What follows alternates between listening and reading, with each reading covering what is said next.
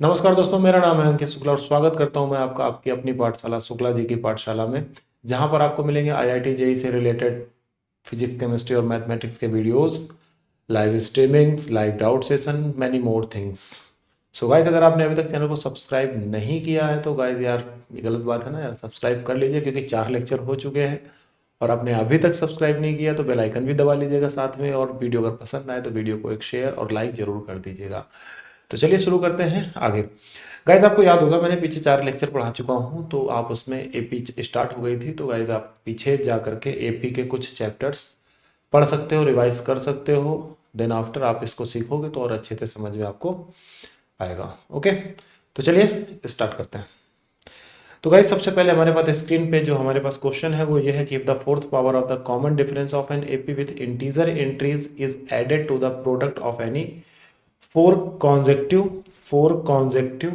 term of it, then the resulting sum is। एक बार फिर से क्वेश्चन पढ़ लेते हैं। if the fourth power of the common difference of an AP the with integer entries is added to the product of any four consecutive term of it, then the resulting sum is option number 1 an even integer, option number 2 an odd integer, option number 3 the square of the integer, and option number 4 बाबा जाने मन की बात, मतलब none of this। Okay, तो चलिए guys start करते हैं। उसने बोला if the fourth power of the common difference. खैर स्टार्टिंग में क्वेश्चन में क्या हम उसके बारे में ध्यान नहीं देंगे। We are first focus on last line any four consecutive term of it. अब आपको याद होगा कि एपी में 4 कॉन्जेक्टिव टर्म क्या होते थे, ए माइनस 3डी, ए माइनस डी, मुझे कुछ ऐसा ही याद आ रहा है, ए प्लस डी और ए प्लस 3डी।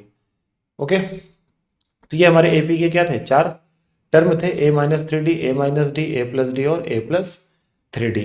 अब वो ये कह रहा है कि एनी फोर टर्म इट, कह रहा है it is add the product, क्या कह रहा है, प्रोडक्ट। चलो इनको जरा प्रोडक्ट कर दो, ए माइनस 3डी, ए माइनस डी। तो खैर मैथ बड़ी सिंपल होती है, बस उसे फील करो, जो कह रहा है वो करते चलो, जीवन में तुम्हारा वही जीवन में स्वर्ग है ना। तो हमने ये चारों टर्म को क्या कर दिया, प्रोडक्ट कर दिया। अब करें the fourth power of the common difference of an AP with integer entries added, क्या कर रहा है, ऐड कर रहा है, किसमें, इसमें ऐड कर रहा है। अब आप सबको लग रहा होगा fourth power of common difference, यहाँ पे क्या बोल रहा है, fourth power of common difference. तो आपको लग रहा होगा कि यार कॉमन डिफरेंस का हमें क्या करना है, 4 डिग्री ऐड करनी है। बिल्कुल सही बात है, लेकिन ये आप देखो कि हमने एपी के ये 4 टर्म ले रखे हैं, हमने यहाँ पर एपी के ये 4 टर्म ले रखे हैं। तो गाइस सिंपल सी बात है कि इस टाइप की एपी जब हम 4 टर्म लेते हैं तो इसका कॉमन डिफरेंस अगर आप याद हो तो मैंने लिखवाया था 2D। क्या लिखवाया था, 2D, यानी कि 2D की पावर 4। Okay, got it. चलिए अब जरा ध्यान देना, तो ये ए माइनस 3D, ए प्लस 3D, यानी कि ए माइनस बी और ए प्लस बी बन रहा है। तो गाइस यहाँ पर कितना आ जाएगा हमारे पास, a square minus 9D square. Next हमारे पास a minus b, a plus b यहाँ भी बन रहा है, तो यह आ जाएगा a square minus d square. और गाइस अगर यहाँ पे ध्यान दे दें तो यह आ जाएगा 16D की पावर 4। ओके, चलिए आपस में मल्टीप्लाई कर लेते हैं इनका। ए का इसमें करेंगे तो यह आ जाएगा ए की पावर 4, इसका इसमें मल्टीप्लाई करेंगे तो आ जाएगा a square d square. Guys इसका मल्टीप्लाई करेंगे तो यह आ जाएगा माइनस का 9D स्क्वायर ए स्क्वायर। और गाइस इसका इसे मल्टीप्लाई करेंगे तो ये हो जाएगा प्लस 9 कितना हो जाएगा, 9 कितना हो जाएगा बता दो यार, प्लीज़ कोई बता दो। तो ये हो जाएगा 9 और ये मल्टीप्लाई करेंगे तो ये हो जाएगा माइनस का नहीं हो जाएगा, प्लस का हो जाएगा, 9D की पावर 4 हो जाएगा। और लास्ट में हमारे पास आ जाएगा 16D की पावर 4। ओके, नेक्स्ट हमारे पास क्या है, हमने इतना सब करने के बाद अपन को क्या करना है, अपन को ए की पावर 4 को ऐसे ही लिख लेना है, ठीक है। और a square d square minus 9D square a square को ऐड कर लेना है, क्योंकि दोनों नेगेटिव है, नेगेटिव नेगेटिव क्या होते हैं, ऐड होते हैं। तो ये गाइस हमारा आ जाएगा माइनस का 10A स्क्वायर डी स्क्वायर। और ये प्लस 9 प्लस 16 कितना हो जाएगा, 25D की पावर 4। गाइस ए की पावर 4 को तुम क्या लिख सकते हो, ए स्क्वायर का होल स्क्वायर लिख सकते हो, और इसको क्या लिख सकते हो, 2 इंटू 5AD। या एक काम कर लो, आप थोड़ा सा इसको अच्छे से लिख लेंगे, आप इसको लिख सकते हो 5D स्क्वायर। क्या लिख सकते हो, 5D स्क्वायर इंटू, और यहाँ पे कौन है, यहाँ पे कौन है, अपना ए स्क्वायर है। और यहाँ पे कितना आ जाएगा, प्लस 25D की पावर 4, यानी कि 5D स्क्वायर का होल स्क्वायर। तो ये क्या बन गया, ए स्क्वायर माइनस का 2AB प्लस बी स्क्वायर, यानी कि ए माइनस बी का होल स्क्वायर, क्या जाएगा a माइनस बी का होल स्क्वायर। अब गाइस सभी जानते हो कि a क्या होता है, आपको अगर याद हो तो a क्या होता है, किसी एपी का a पहला टर्म होता है, मतलब इंटीजर होता है। a क्या होता है, इंटीजर होता है। डी भी क्या होता है, कॉमन डिफरेंस होता है। डी क्या होता है, कॉमन डिफरेंस होता है। तो लाइक दैट डी भी क्या होता है, हमारा एक तरह का इंटीजर ही होता है। अब इंटीजर को स्क्वायर करो तो इंटीजर आएगा, अब इंटीजर में 5 से मल्टीप्लाई करो तो इंटीजर आएगा, इंटीजर इंटीजर को सब्ट्रैक्ट करो तो इंटीजर आएगा, और इंटीजर का स्क्वायर करो तो क्या आएगा, इंटीजर आएगा। तो गाइज हमारे पास पहला ऑप्शन क्या है, even integer and odd integer.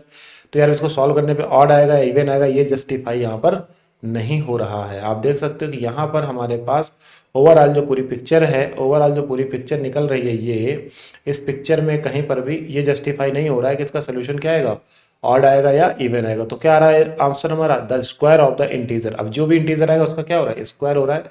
तो फिर उस हिसाब से हमारा ऑप्शन नंबर सी क्या है, राइट है। कोई कंफ्यूजन किसी को, बड़ा सिंपल क्वेश्चन था। चलिए आगे बढ़ते हैं। इसको अगर आपको नोट करना है तो आप नोट कर लीजिएगा, फिलहाल हम आगे बढ़ते हैं। ओके, इसको इरेज करते हैं, नेक्स्ट क्वेश्चन की तरफ बढ़ते हैं। या नेक्स्ट क्वेश्चन से अच्छा एक क्वेश्चन और है हमारे पास। चलिए एक नेक्स्ट क्वेश्चन लेने की कोशिश करते हैं। हमारे पास क्या कह रहा है, बड़ा सिंपल सी बात है, बड़ी ही सिंपल सी चीज है हमारे सामने। कह रहा है कि the least value of a for which, कह रहा है the least value of a for which 5 की power 1 plus x then plus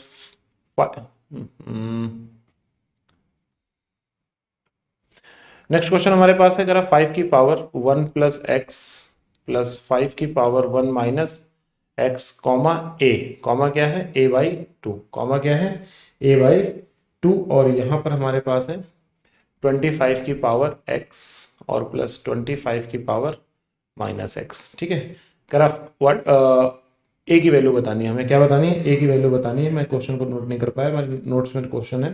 the least value of a for which 5 की पावर 1 प्लस एक्स प्लस 5 की power 1 minus x comma a by 2 comma 25 की power x plus 25 की power minus x are 3 consecutive term of an AP. यानी कि ये तीनों term किस में है, एपी में है। किस में है, एपी में है। ओके, कोई दिक्कत नहीं।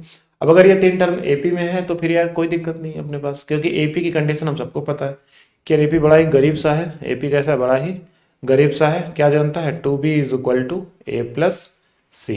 एपी क्या है, 2b is equal to a plus c. कोई दिक्कत नहीं अपन को, अपने पास बी हमारे पास ये है ए बाई 2, तो ये कितना हो जाएगा हमारे पास, ये हो जाएगा 2 इंटू ए बाई 2 हो जाएगा। इधर कितना आ जाएगा, ए कितना है, ये हमारा ए है 5 की पावर 1 प्लस एक्स और 5 की पावर 1 माइनस एक्स। गाइस मैं थोड़ा सा यहाँ पर डायरेक्ट करना चाहूँगा, इसको मैं लिख सकता हूँ 5 इंटू 5 की पावर एक्स, क्योंकि ऊपर पावर ऐड हो रही है, इसका मतलब कभी ना कभी किसी ना किसी जमाने में ये दोनों क्या थे, बेस सेम है, तभी तो पावर ऐड होती है यार। ये तो बात सभी लोग जानते हो। इसको क्या लिख सकते हैं, ओह यार ये कभी कभी ना ढंग से पहुंच नहीं पाता है।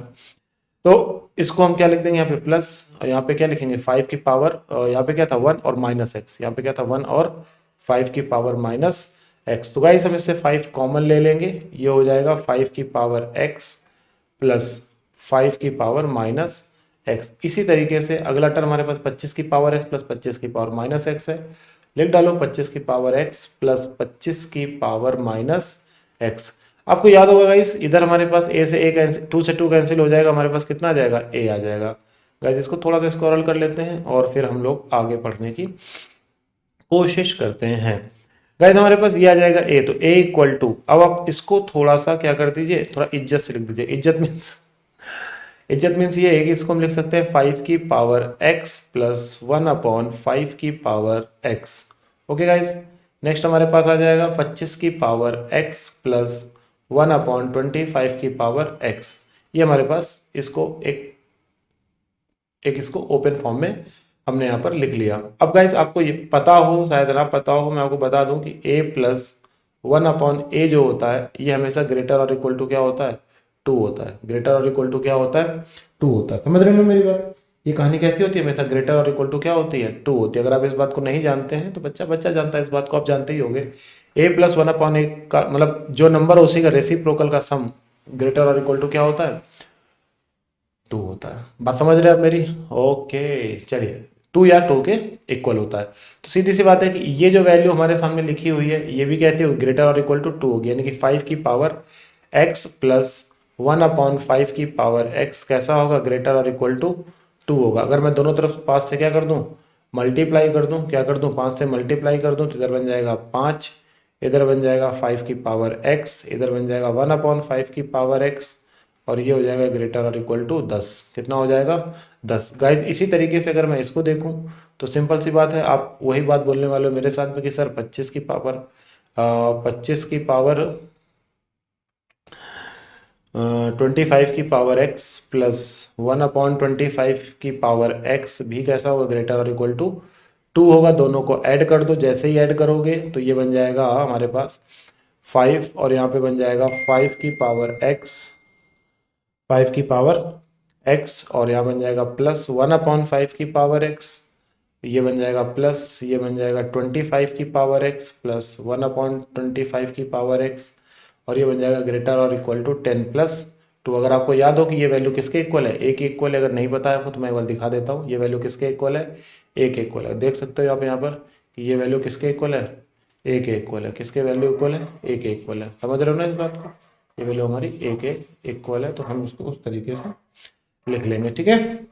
ओके गाइस, तो अपन लोग थोड़ा सा क्या करते हैं, आगे बढ़ते हैं। तो ये ए के इक्वल आ जाएगी कहानी, तो मैं इसको लिख सकता हूँ ए, और ये क्या लिख सकता हूँ, ग्रेटर और इक्वल टू 12, ग्रेटर और इक्वल टू 12। तो हमारे पास ए की वैल्यू क्या आ गई, 12 या 12 से बड़ी आएगी। That's it. कोई कंफ्यूजन किसी को? ओके, चलिए अब हम थोड़ा आगे बढ़ेंगे। कहाँ बढ़ेंगे, आगे बढ़ेंगे, और हम बात करेंगे अब किसकी, एपी के सम की। किसकी बात करेंगे, एपी के सम की। चलो फिर एपी के सम की बात कर ली जाए, तो चलिए जल्दी से। एपी के सम की बात करनी है हमें, अपन लोग को क्या बात करनी है, सम की बात करनी है। थोड़ा सा नौटंकी हो रही है।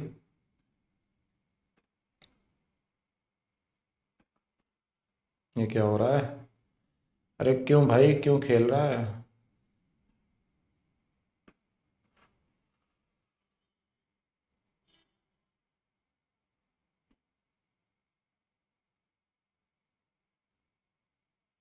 चलिए, तो ये फिलहाल तो अभी लिखने के मूड में नहीं है, तो चलो हाथ से ही लिख लेते हैं।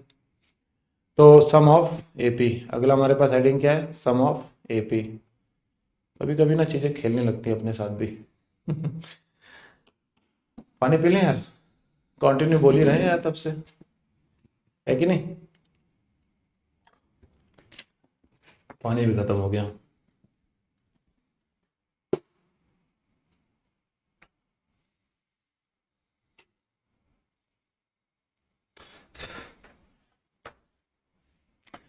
सम ऑफ एपी की बात करें तो यार सिंपल से दो फार्मूले होते हैं इसके, फार्मूले के प्रूफ की हमें कोई जरूरत नहीं है, बस हमें फार्मूले याद रखने हैं। दो छोटे छोटे फार्मूले हैं, सिंपल से हैं, कोई घबराने की चीज़ नहीं है, सिंपल से फार्मूले हैं, ठीक है। तो हमारे पास फार्मूला है एस एन इक्वल टू, सबसे पहले सम, सम का मतलब क्या है, एस एन।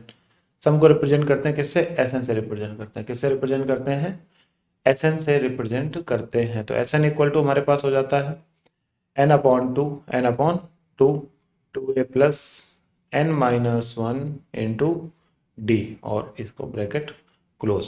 तो ये हमारा सम का एक फार्मूला निकल के आ जाता है। बाकी सब कुछ वही है, ए वही है, डी वही है, एन भी वही है जो आप चाहते थे। Like that, D common difference है, ए फर्स्ट टर्म है, एन नंबर ऑफ टर्म है।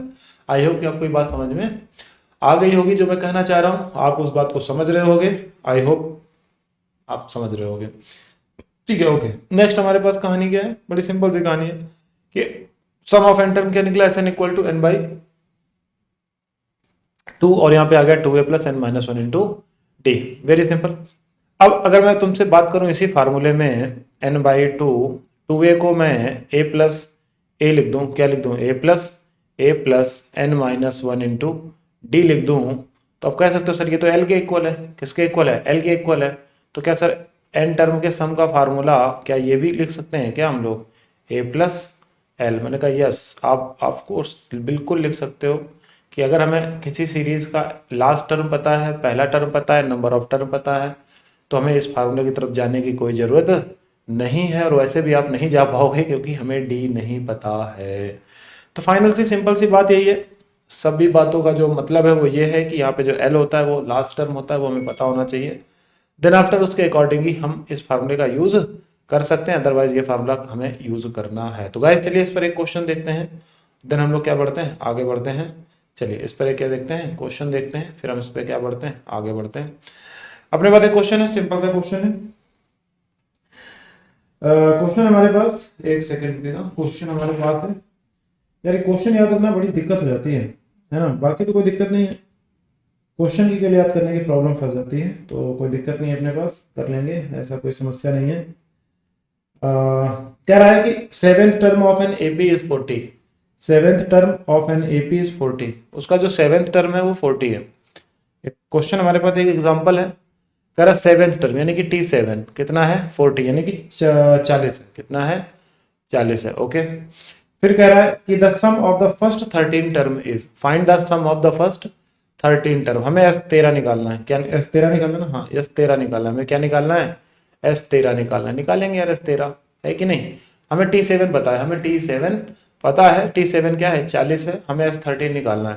यार बहुत से धुरंधर क्या है कि T7 के बारे में अफवाह उड़ा देते हैं कि T7 का मतलब है A+6D, तो यार ये अफवाह बहुत सही है कि A+6D, हमें पता है कि T7 का मतलब क्या होता है A+6D, और हमें दिया कितना क्या 40, तो हमारे पास एक इक्वेशन निकल के आ गई A+6D इज इक्वल टू 40, और आप इसको ब्रैकेट में क्लोज कर दीजिए क्योंकि ये भाग ना जाए, ये हमारे लिए बहुत जरूरी है।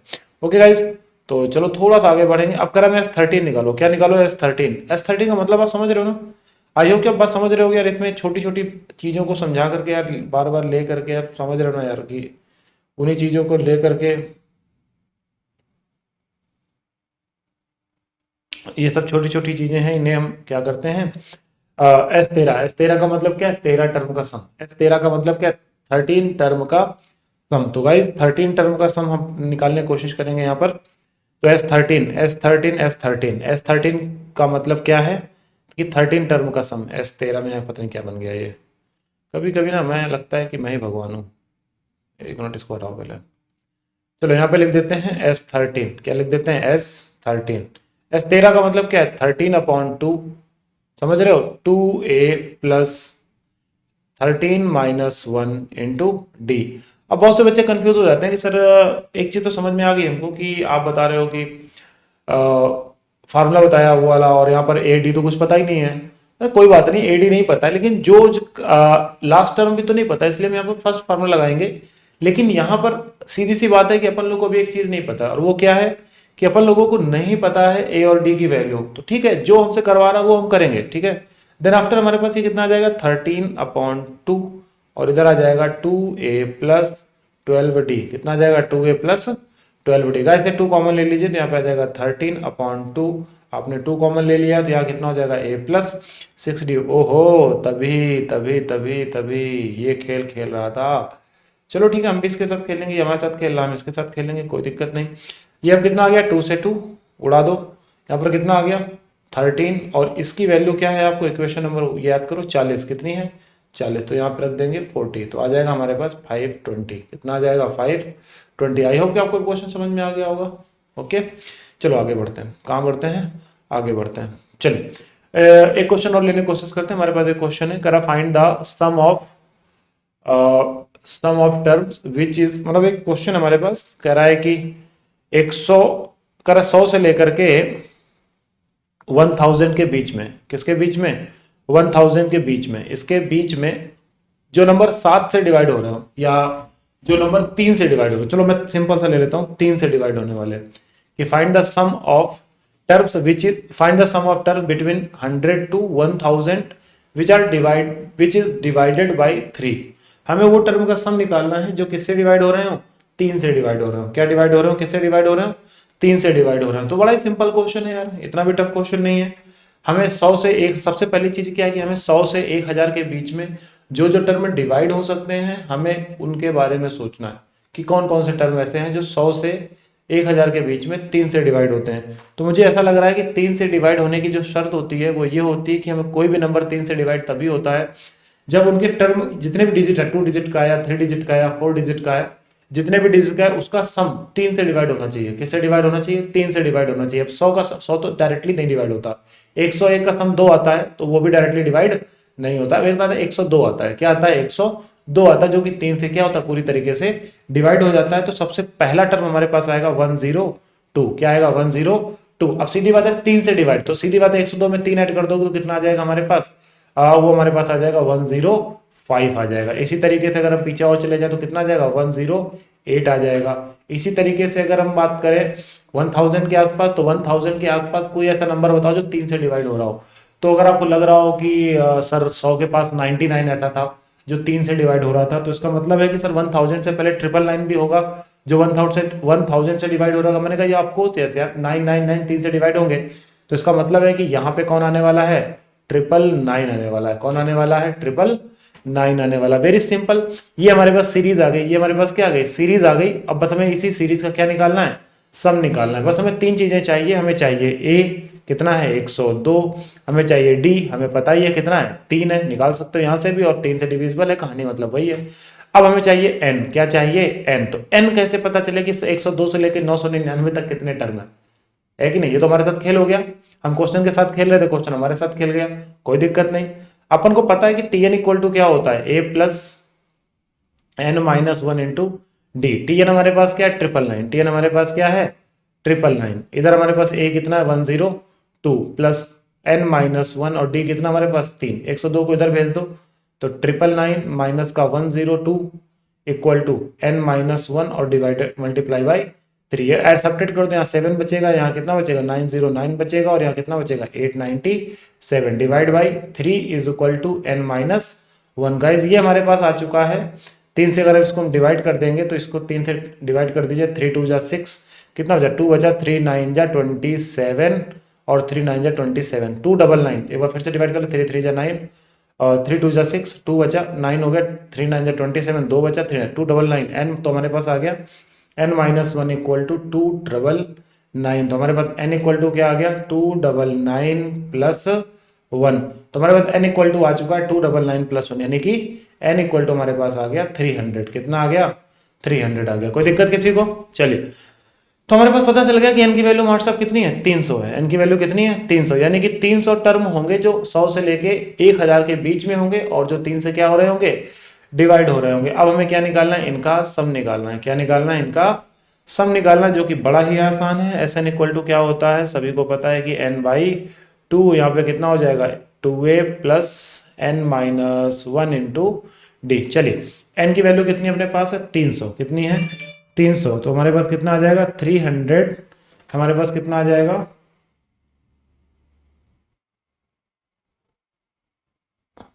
तो यहाँ पे कितना आ जाएगा 300 बाई 2 आ जाएगा, और यहाँ पे कितना आ जाएगा 2a, ए की वैल्यू 102 है, प्लस एन की वैल्यू 300 हो जाएगी, माइनस वन, और डी हमारे पास कितना है डी हमारे पास है 3। तो गाइस ये आ जाएगा हमारे पास 150, ये आ जाएगा 150, और यहाँ पे आ जाएगा 2 2 जा 4 0 और 2 1 जा 2, और यहाँ पे 299 3 से मल्टीप्लाई कर दो, तो 299 में 3 से मल्टीप्लाई करोगे 27 27 29, और 6 2 8 897। पीछे था ना यार, ये देखो ना, इसको ऐड कर लो तो ये आ जाएगा 150 इंटू 7 4 11 9 1 10 8 2 10 1 11।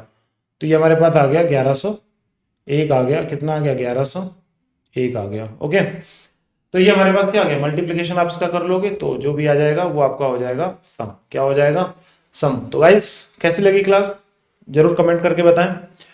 और गाइज मैं एक बात और चाहता हूँ कि प्लीज़ गाइज शेयर जरूर करते रहें, सपोर्ट करते रहें जिस तरीके से आप सपोर्ट करते आए हैं अभी तक, चाहे वो ऑफलाइन क्लासरूम हो चाहे ऑनलाइन क्लासरूम में स्टार्ट किया। तो please guys support me, and thank you so much to join करने के लिए। और जल्द ही मैं आपको कोशिश करूँगा कि आगे भी लेक्चर डाले जाएँ। जैम पे लेक्चर भी मैं डालने की सोच रहा हूँ, तो जल्द ही मैं IIT जैम पे भी फोकस करने वाला हूँ। तो okay bye, thank you, bye bye, Tata.